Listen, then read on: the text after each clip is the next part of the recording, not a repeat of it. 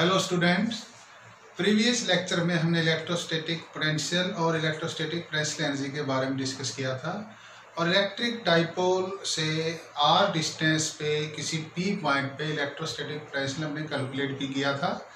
फिर various cases like equatorial line पे potential कितना था, एक्सियल लाइन पे पोटेंशियल कितना था, हमने वो भी डिस्कस किया था। आज हम एक और इम्पोर्टेंट कॉन्सेप्ट के बारे में डिस्कस करेंगे which is equipotential surfaces। जैसे इसके नाम से क्लियर है, equipotential surface, equi means equal potential, यानी ऐसी सरफेस जिसके हर एक पॉइंट पे पोटेंशियल सेम हो, that surface is called equipotential surface।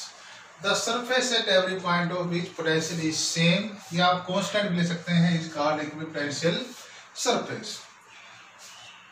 हमने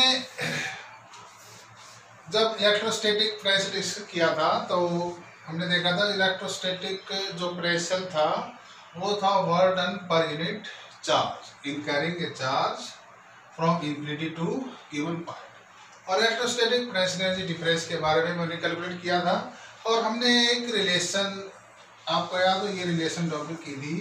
तो इस रिलेशन में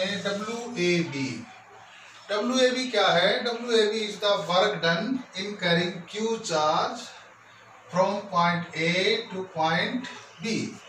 तो किसी चार्ज कॉन्फ़िगरेशन में टेस्ट चार्ज को A पॉइंट से B पॉइंट तक ले जाने में हमें जो वर्क करना पड़ेगा mean it is external work. ये कई बुक में रिलेशन दी गई होती है, work done by electrostatic force. तो यहाँ पे हम लिखेंगे work done by external agent. तो ये जो WAB है it is work done by external agent. और यदि work done by electrostatic force होता तो उस केस में ये जो साइन है यहाँ पे माइनस साइन आ जाता, तो उसके अकॉर्डिंग चेंज हो जाता। तो यहाँ पे जो WAB है, WAB is the work done in carrying work done by external agent. This is external work done. This is not work done by electrostatic force. It is work done by external agent. External agent यानी हम जो work कर रहे हैं ये वो work है। तो ये किसके इक्वल आ गया था? मैं यहाँ पर लिख देता हूँ WAB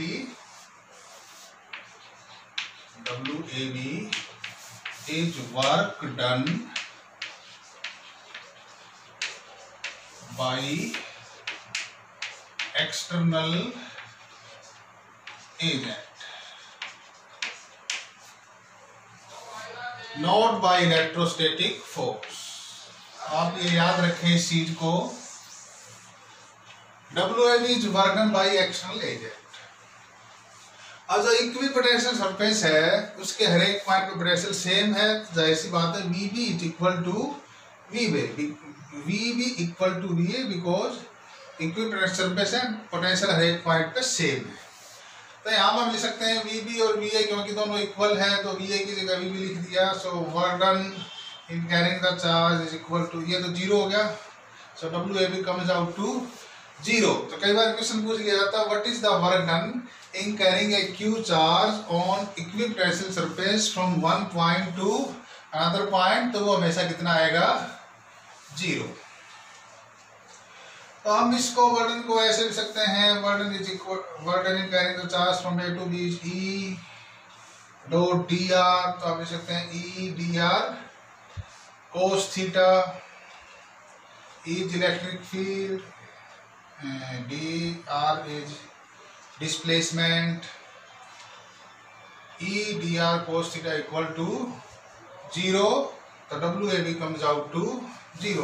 क्योंकि आप देखिए यहाँ पे जो इक्विपोटेंशियल सरफेस है इलेक्ट्रिक फील्ड जीरो नहीं है, डिस्प्लेसमेंट जीरो नहीं है, तो न तो ये जीरो है न ये जीरो है, बट जो वर्डन है वो जीरो के इक्वल है इक्विपोटेंशियल सरफेस पे। तो हम क्या कह सकते हैं, ये भी जीरो नहीं ये भी zero, mean cos theta is zero. Cos theta zero mean theta is equal to 90 degree. तो यहाँ ये भी कह सकते हैं जो इक्विपोटेंशियल सरफेस है they are perpendicular to electric field. So electric field is always perpendicular to equipotential surface. It is very important point. तो हमेशा जब भी आपको इक्विपोटेंशियल सरफेस ड्रा करनी हो तो आप जो चार्ज कॉन्फ़िगरेशन है उससे रिलेटेड जो इलेक्ट्रिक फील्ड है वो ड्रा कर ले। सपोज यहाँ पे प्लस क्यू चार्ज है, पॉइंट चार्ज, तो हमें पता है इसकी इलेक्ट्रिक फील्ड इस टाइप से होंगी, रेडियली आउटवर्ड होंगी।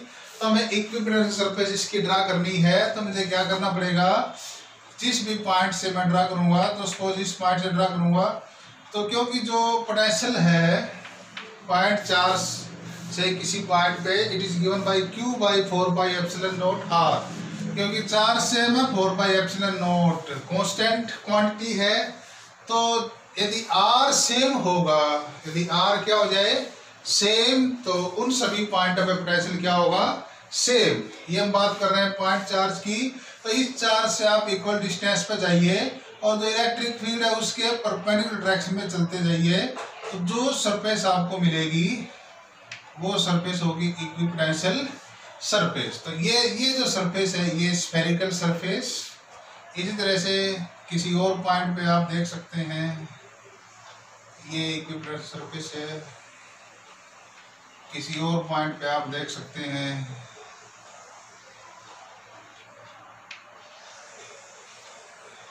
तो ये जो ऑरेंज चौक से हमने दिखाई है these are equipotential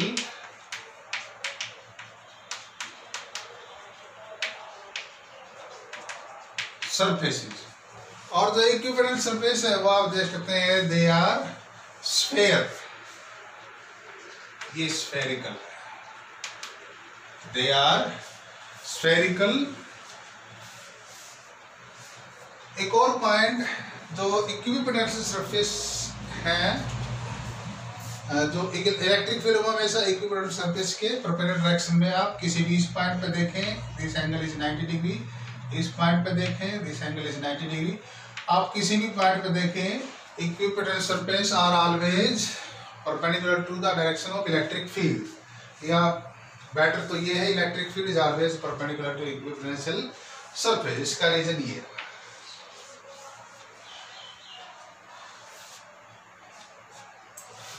Equipotent surface offer an alternative visual picture of electric field line around a charge configuration। हमने देखा था फैराडे, माइकल फैराडे ने जो इलेक्ट्रिक फील्ड का कॉन्सेप्ट इंट्रोड्यूस किया था, इलेक्ट्रिक फील्ड लाइन से हम किसी चार्ज कॉन्फ़िगरेशन की इलेक्ट्रिक फील्ड को इमेजिन कर सकते हैं, विजुअलाइज कर सकते हैं।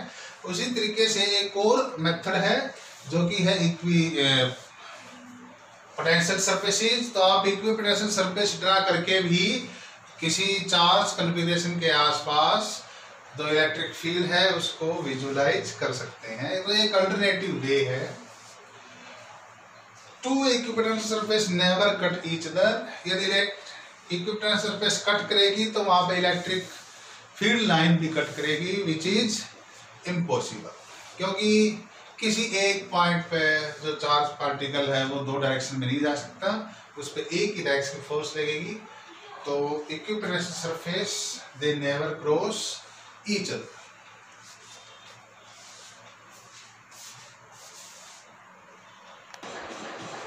Let us draw equipotential surfaces for various charge configuration. अच्छा, ये पॉइंट चार्ज था जिसकी हमने ड्रा की थी इक्विपोटेंशियल सरफेसेस। अब इलेक्ट्रिक डाइपोल की ड्रा करते हैं। तो आपको एक ही चीज का ध्यान रखना है, आपको केवल जो इलेक्ट्रिक फील्ड है उसके परपेंडिकुलर डायरेक्शन में चलते जाना है। तो जो सरफेस आएगी वो इक्विपोटेंशियल सरफेस आएगी। सपोज आप यहाँ से चलें, परपेंडिकुलर चलते जाएं, इलेक्ट्रिक फील्ड के परपेंडिकुलर डायरेक्शन में आपको चलते जाना है, तो ये इक्विपोटेंशियल सरफेस आ जाएगी। एक और ड्रा कर लेते हैं।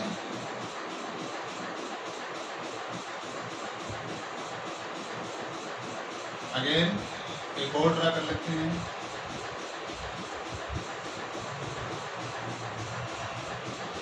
इधर इक्विपोटेंशियल सरफेस। अब देखिए अब हम इसकी ड्रा करें।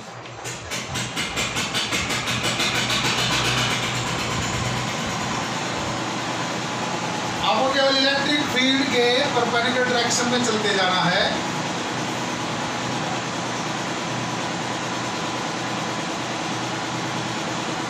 एक और ड्रा कर लेते हैं।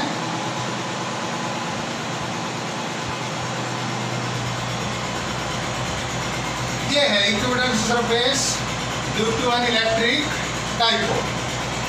अब टू इक्वल पॉजिटिव चार्जेज हो, उनकी ड्रा करनी हो तो फिर वही काम इलेक्ट्रिक फील्ड के परपेंडिकुलर डायरेक्शन में आप चलते जाएं।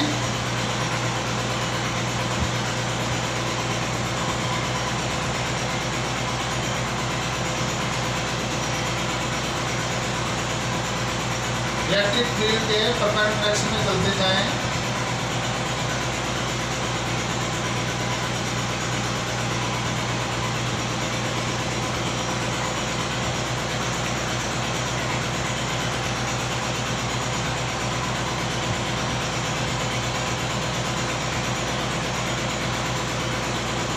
These are equipotensial surfaces. Suppose किसी रीजन में यूनिफॉर्म इलेक्ट्रिक फील्ड प्रेजेंट हो तो उसकी ड्रा करें।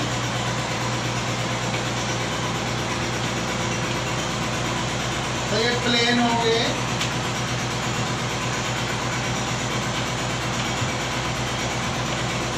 This plane are equipotential surface.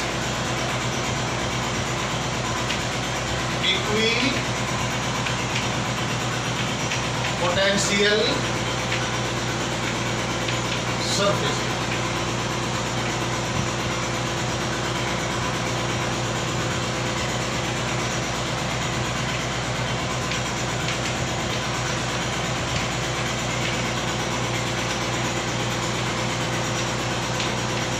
Equipotensial surfaces, they are always perpendicular to electric field.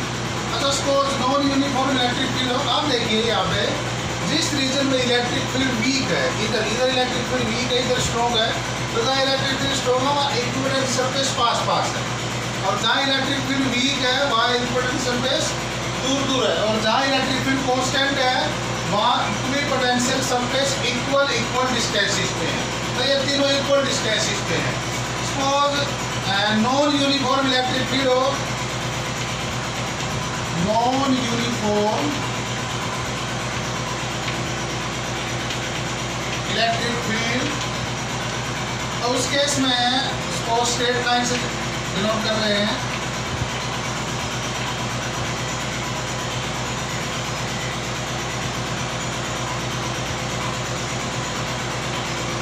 And मान लेते हैं E is decreasing from left to right, E decreasing from left to right. तो left से right जाने पे electric field decrease हो रही है, तो अगर एक इक्विपोटेंशियल सरफेस है उनके बीच जो डिस्टेंस है वो भी बढ़ती जाएगी क्योंकि इलेक्ट्रिक फील्ड डिक्रीज हो रही है। तो सपोज पहले ही हम दो सरफेस बना देते हैं और तीसरी सरफेस है। तो आप देखिए ये सरफेस पास है और ये दूर है, तो ये शो कर रही है जो इलेक्ट्रिक फील्ड है वो लेफ्ट से राइट जाने पे डिक्रीज हो रही है।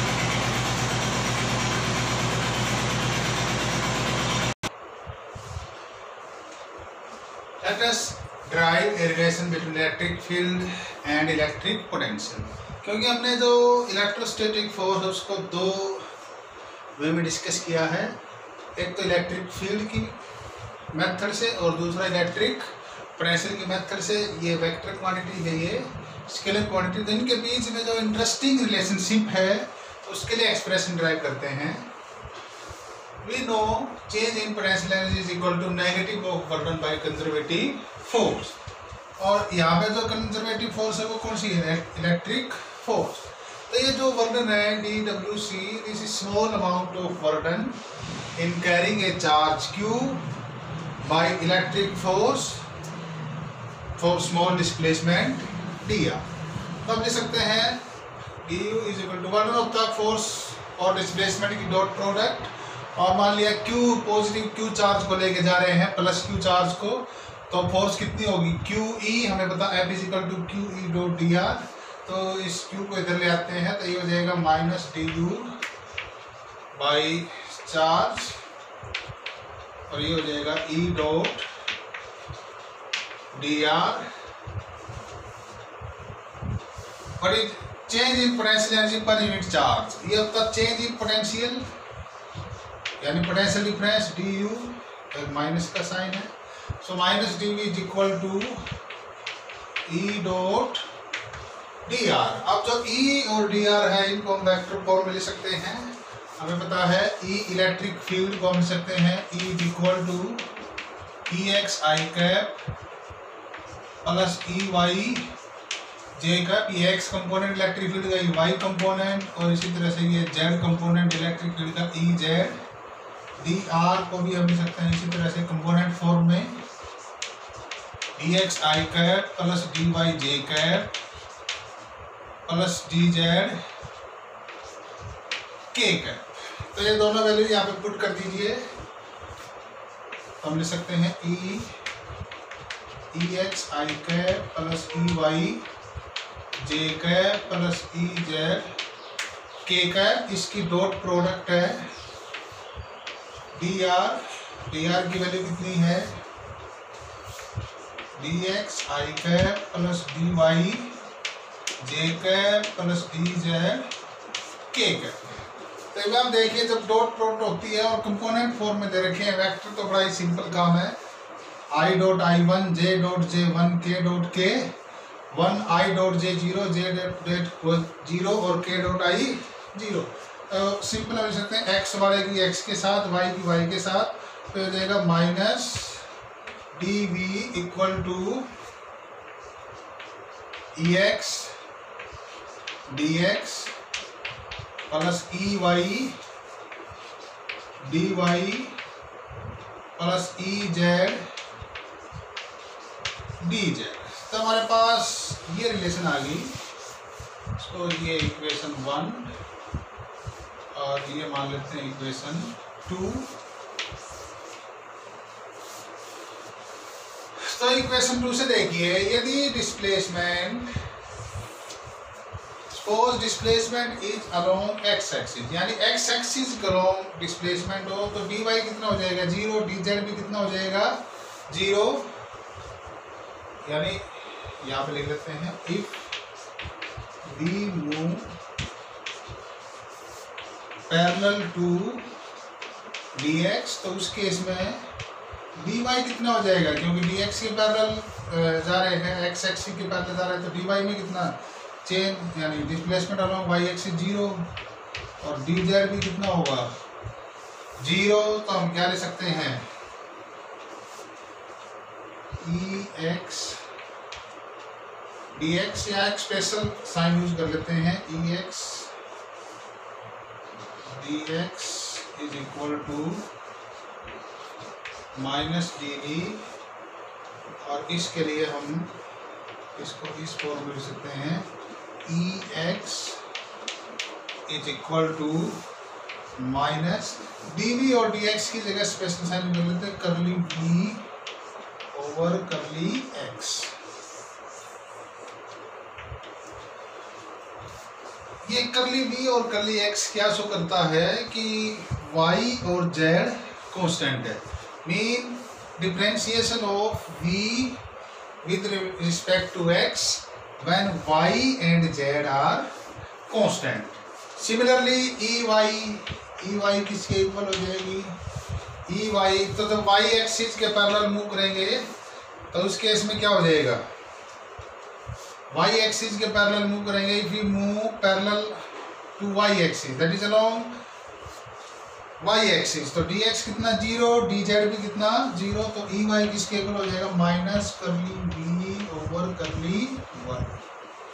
और आप इसी तरह से ez, यदि आप z एक्सिस के अलोंग मूव करेंगे, और if you move parallel along z axis then dx and dy are 0, so we can write curly v over curly z। तो इस तरह से ये जो 3 रिलेशन है these are very important.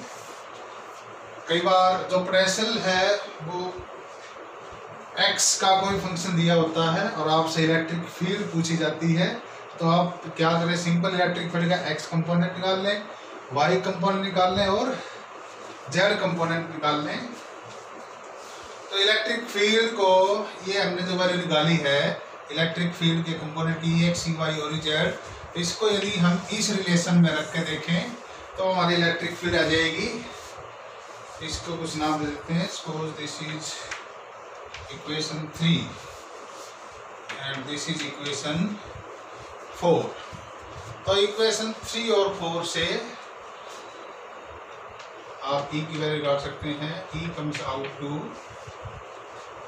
E X की वैल्यू है minus curly V over curly X I cap minus J cap curly V over curly Y minus K cap curly V over curly Z.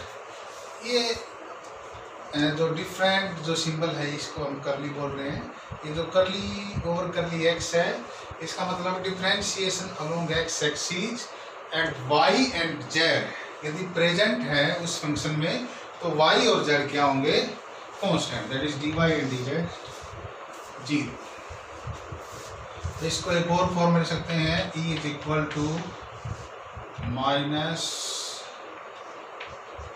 I cap curly over curly X plus J cap curly over curly Y plus K cap curly over curly Z into D.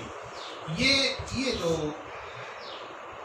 Equation है इसको हमने एक special नाम दिया, इसको बोलते हैं gradient और इसको हम लिखते हैं ई माइनस डेल। तो इस ऑपरेटर, ये ऑपरेटर इसको बोलते हैं डेल बी, ये vector. So electric field is gradient of potential. This is operator, इसको बोलते हैं gradient और वैसे इसका नाम है डेल, डेल बोलते हैं डेल वी। तो ये है रिलेशन इलेक्ट्रिक फील्ड और इलेक्ट्रिक पोटेंशियल में। Electric field is can be represent as gradient of, this is called gradient of some scalar function, this scalar function is potential. तो basically आपको इस तरह के जो टॉपिक होंगे इसमें जो प्रॉब्लम आएगी वो कोई न्यूमेरिकल क्वेश्चन पूछा जा सकता है। पोटेंशियल भी कोई फंक्शन दिया जाएगा उसमें एक्स वाई और जेड होंगे तो आपसे इलेक्ट्रिक फील्ड पूछी जाएगी। तो आप सिंपल क्या करें, एक्स कंपोनेंट निकालें इलेक्ट्रिक फील्ड का, वाई कंपोनेंट निकाला इलेक्ट्रिक फील्ड का, जेड कंपोनेंट निकालें इलेक्ट्रिक फील्ड का और उसको इस इक्वेशन में रखें, ये इसमें रख दें तो वो आपकी इलेक्ट्रिक फील्ड आ जाएगी।